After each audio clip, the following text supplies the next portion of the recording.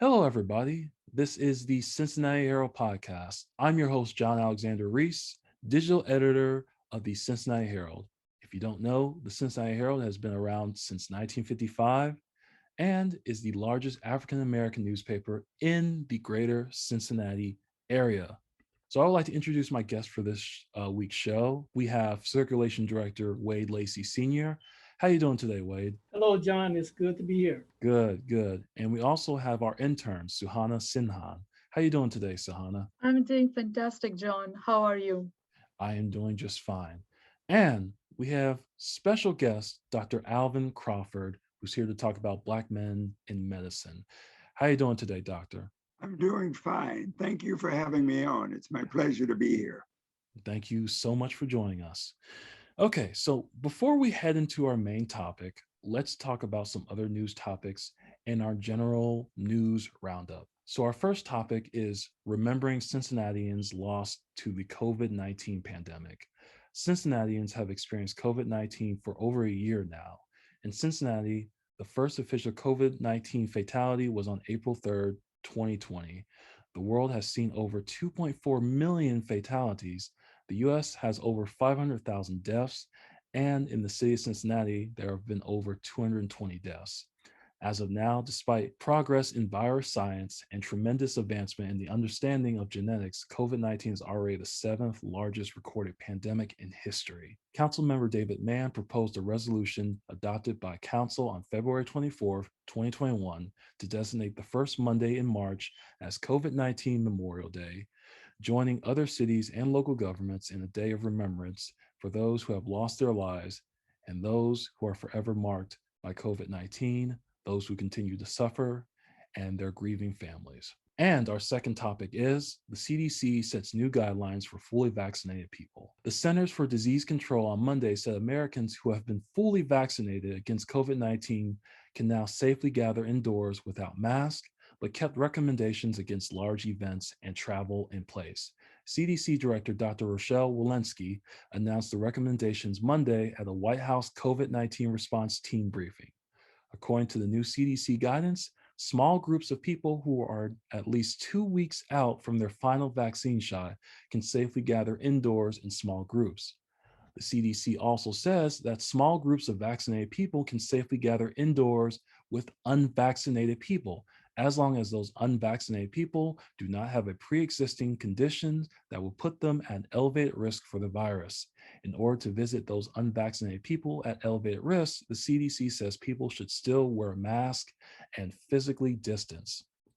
And now, moving on to our next topic, which is about the Meghan Markle Prince Harry Oprah interview. The Duchess of Sussex, Meghan, has told Oprah Winfrey that she experienced suicidal thoughts and was concerned when the decision was made that her son wouldn't have a royal title. Meghan, who is biracial, told Winfrey that there are discussions among the royal family about how dark her son's skin would be.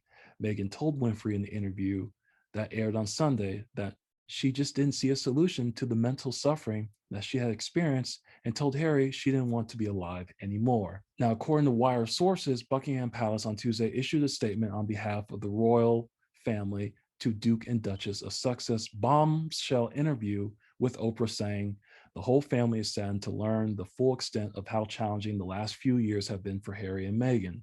The issues raised, particularly that of race, are concerning and that they will be taken very seriously and will be addressed by the family privately. Harry, Meghan, and Archie will always be loved family members. And our final topic is about the House of Representatives passing a massive $1.9 trillion COVID 19 stimulus package just today and will send the bill to President Joe Biden on his desk for final approval. Biden is expected to sign the bill into law in the days ahead. The bill will provide millions of Americans with direct funds, individuals earning less than $75,000 a year, and couples earning less than $150,000 will be sent $1,400 checks from the U.S. Treasury. It will also provide an additional $300 weekly benefits to those on unemployment, expand child tax credits, and provide state and local governments with much needed federal dollars. Wade, which one of these four stories stood out to you the most? Well, John, actually, there are actually two. Yeah, go for the the number of deaths in the last 12 months. Uh, when this was talked about last year, the projected numbers that might be, I just couldn't believe it. I thought they were just throwing numbers out there. It was no way in my mind that thousands and thousands of people would die from this. Uh, I remember polio, took the shot and all that and everything. And I just thought that we had just come so far in 2020, 2021 that there's no way that a new virus would be able to kill that many people. But as we see, it happened anyway. So that was very impactful. But the other is the what's going on with Meghan, Harry, and the royal family. That is that will be interesting to watch the next few weeks, the next few months, and the next year, how that pans out. That is big. That is very, very big. You're talking about the royal family. You're talking about hundreds and hundreds of years of a certain mentality. Uh, you have a new system now with this social media and how people look and think about things and how the perception is it can be so moving. So it will be very interesting to see what happens with that over the next year and how the public and the royal family handles this. Yes, of course. Suhana, which one of the stories stood out to you the most? Hello, John. This um, it's not just one story. I believe the Meghan Markle and Prince Harry story, along with house passing $1.9 trillion for COVID relief, the ones that stood out to me the most. I believe this both the stories have somehow a very parallel connection to each other. In one side, when President Biden is passing relief to support minorities and all the population of this country and support them through this difficult time, we can feel there is a growing sentiment of kindness and humanity that is somehow harboring through this financial support. Uh, I believe this is a very good time because we also see a lot of representation of all the colors in the House of Representation. But on the contrary, the Meghan Markle and Prince Harry story is somehow a stone attack on this whole idea and sentiment. British royal family has a history of colonizing so many countries around the world and stripping off their wealth. And I felt this was the first chance that they could have redeemed themselves by showing to the world that, hey, we did what was appropriate in that time, but we are not people like this. They could have cared for their family well and provided them well with more mental health support and more welcoming nature in the family. But instead of doing this, they created a situation which more or less forced the family to leave the royal family and make a separate life in America. I feel these two stories, though are functioning on a very different league, somehow show a testament that America is taking steps towards equality and kindness for its nation, but on the other hand, British royal families, the ones who are supposedly the head of the country, United Kingdom, they have not got it right. And it's saddening that when the royal family has not got it right, how do we expect rest of the world to come in terms with not harboring racism among themselves and being kind to each other? uh, after that After that incident, after the interview, there have already British tabloids have already started to shame and diss Meghan Markle, and I'm I'm surprised by the reaction that they have still not learned anything. Yeah, those are some good thoughts. But I also just want to add, I have to say I'm not surprised by the British reaction and the royal family in general, because like you said, Suhana, the British are known to be colonizers. I really was not surprised when, one of the royal members said, "Oh, I wonder how dark the baby's going to be. I just, I'm just not surprised at that mentality at all, if you want my honest opinion. And, as, obviously as American, I really don't know what role that the royal family still plays in modern day England. I don't know, maybe they're still important somehow, but to me, they, the whole family seems very antiquated. But I'm sure, but lots of people, still look up to the royal family. So, I guess that's fine. John, But if I can add something, you yes, go see, ahead. the British royal family gets the stipend from people's taxes still. And Really?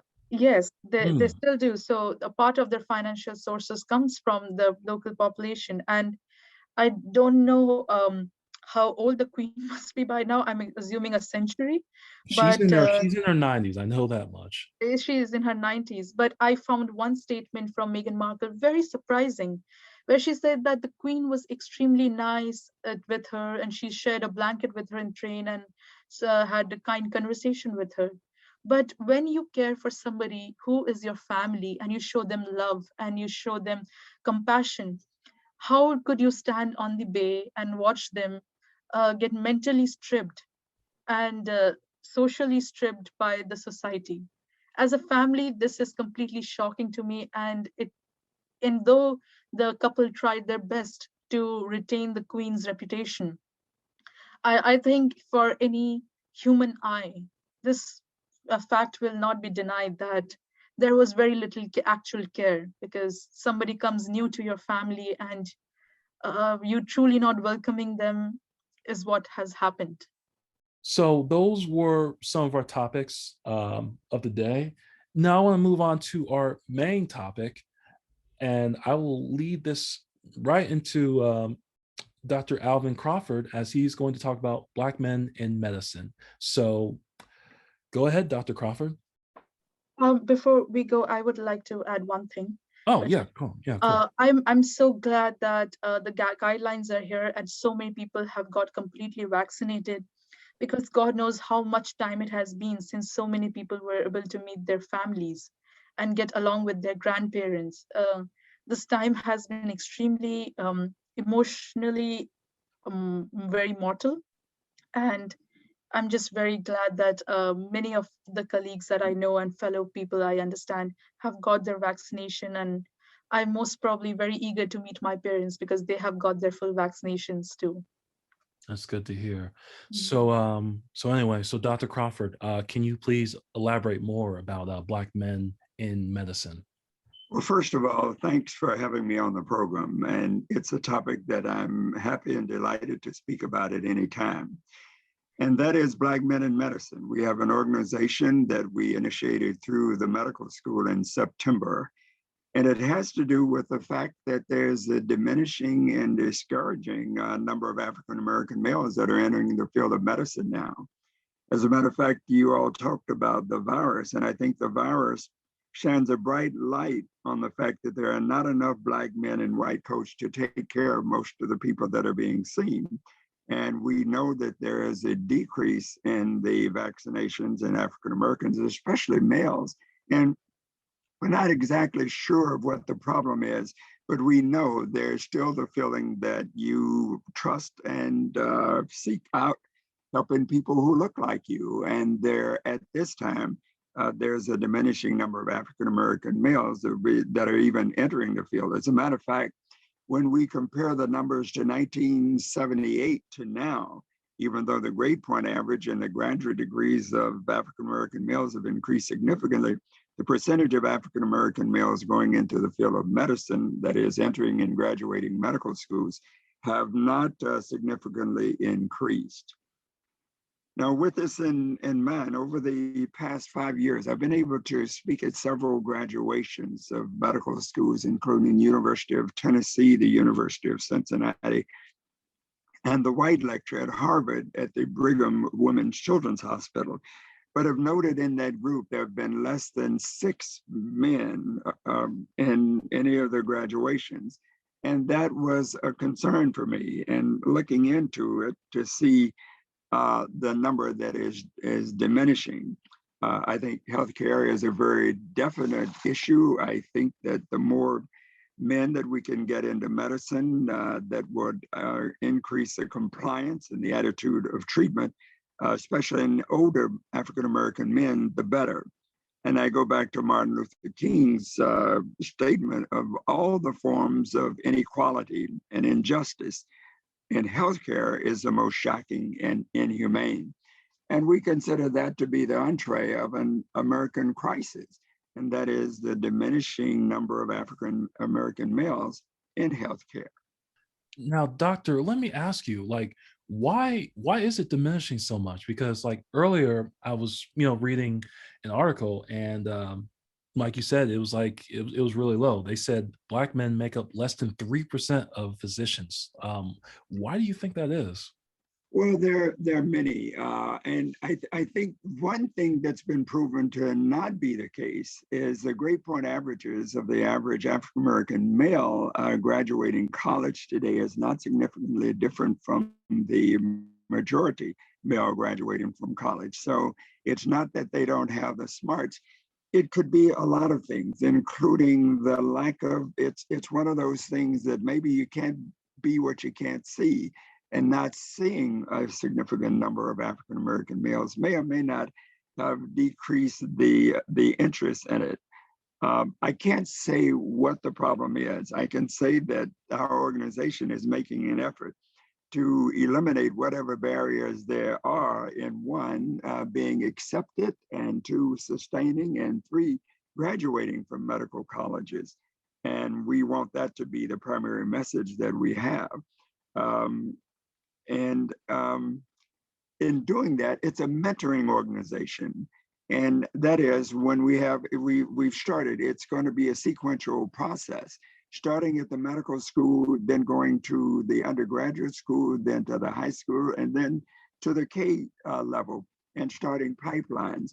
But at this point now, we're in the medical schools, and it is to give sustenance and comfort to the young men that are there, that there's someone to help them through problems that may or may not appear to be unsustainable. And I think that's a primary message that I'd like to get across. Mm. No, also let me ask you: is this like how long does it take to be a doctor? Because you think like just the time it takes and all the money it takes to be a doctor. Do you think that's like a big deterrent too? That's like, Oh yes, it takes lots of money and it takes lots of time. And the time is an interesting thing. There's a statistic out that's a recent statistic, and it bothered me until I realized the validity of it. And that is when colleges have done a review of their graduates in terms of earning capacity, one of the lowest salaries is that of biology majors within 4 years of the time of graduating from college. And it's unique in that it represents a time of those biology majors who went into medicine. They're either in medical school, of which they're trying to borrow money and not making very much, or they're in internship and residency. So it's real, but it's possibly a little bit teasier than that, in that it takes a long time. It takes a lot of money. The average medical student graduates medical school with a significant debt. It's a very rewarding occupation. You ultimately make up and exceed that level. So don't feel that I'm saying medicine is equated with poverty or anything like that. But there's some issues that have to be resolved. What we're trying to do is take out the cognitive situation, meaning to give these young men who've done well to pass the medical college aptitude test to get into medical school will have a friend in the court to help them for whatever difficulties that they may have, that may or may not be social political, and not have to do with the cognitive behavior of them getting through the exams, etc. definitely. But let me ask you, how do you think COVID-19 is going to affect just even like not just Black men, but just like people who just want to become doctors in general? Do you think that's going to deter doctors from, I think that there's an interesting coming? phenomenon that's going on, and they've noticed it recently that so many people have become compassionate about COVID-19 that there's actually an increase in application to medical schools at this time. And I think that's encouraging. Oh, But okay. again, it's been mostly in the females that's done that. But nevertheless, the virus has brought out a startling example of the decrease in the number of people, quote unquote, in the African American and Latino community that look like them and are like them, that are there to take care of them. Like, let's say like a high school student like wants to be a doctor. Like, what advice would you give to them? Well, you identified a high school student. A high school student has gotten to the point where I think their mentality is such that to fill that weight, they know that the obstacles will be there. And I think the obstacles of perhaps rigorous examinations, retention of knowledge, studying, making all of those things paramount in their lifestyle is there. And they have less of a problem than trying to get through the K grades and the junior high to high school. I think they have maybe more problems, but once you've gotten into high school, you know the exams are going to be there. You know you're going to have to, because the one thing that you mentioned they aren't perhaps familiar with, and that is the expense that would be. I think the time commitment they've been made aware of. Let me ask you this question too. What is the female Black doctor to male Black doctor ratio right now? And why do you think so many female Black doctors have, increased over years, but, male Black Well, doctors? there are several reasons. I can't give you the exact percentage. I would want to be accurate with what I said, and I don't have those statistics, but I can say that in terms of applying and being accepted into medical school, there have been sort of a 50 to 70% increase over the last 10 to 15 years in female African Americans, as opposed to a 39 to 50% decrease in African American males that have been applying and being accepted into medical school. It could be that males are entrepreneurial, and even though medicine pays very, very well, but it pays that as at an extended period of time. It's not one of those things like maybe in the banking industry or in Intel, if one can come out and make a fairly good salary to begin with. It's sort of like a delayed compensation that goes through that. Whether that affects the entrepreneurial aspect of the males, I don't know. It also is a system that has changed a bit in terms of indemnity fee for service. It's not what it used to be. And so now there has to be a lot of compassion and empathy in the particular person who's going into that field, as opposed to simply going in to make a sizable amount of money, because it doesn't work that way as well anymore. However, for one who does have compassion, who has the empathy, who wants to care for their fellow man or woman, it is an unbelievably great field. Is there anything else you want to add or tell us about this organization, Black Men in Medicine? Yes, it is. I call it it's a dating system. What we do is that we have African American male medical students, residents, and fellows at the university and in other hospitals around the city. And we try to connect them with people who look like them, who are doing the specialty that they may want to do.